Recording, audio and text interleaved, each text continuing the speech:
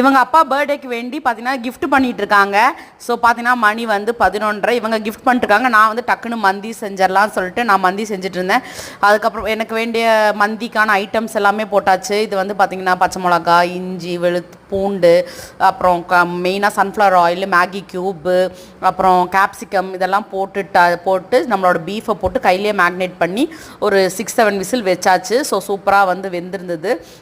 அதுக்கப்புறம் பீஸெல்லாம் தனியாக மாற்றி வச்சு இந்த இது இருக்கு இல்லையா, அந்த கிரேவியில் வந்து அந்த ரைஸை வந்து கொஞ்சம் ஒரு ஆஃப் குக் பண்ண ரைஸை வந்து திருப்பி இதில் போட்டு ஒரு 2 விசில் வச்சுட்டேன் குக்கரில். ஸோ வந்து அவசரமாக குக் பண்ணாலும் ரொம்ப கிளியராக எடுக்க முடியல. பட் சூப்பராக ரொம்ப ஹாப்பியாக சமைச்சு முடிச்சாச்சு.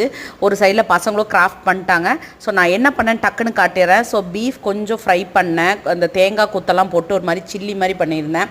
அதுக்கப்புறம் பார்த்தீங்கன்னா இதில் எல்லாம் கண்டிப்பாக நோட் பண்ணோம், ஹார்ட் போட்டு நான் மந்தி ரைஸ் பண்ணி வச்சுருக்கேன். அப்புறம் கொஞ்சமாக மயோனைஸ். பார்ப்போம் அவர் வந்தால் அவர் ரியாக்ஷன் எப்படி இருக்குன்னு.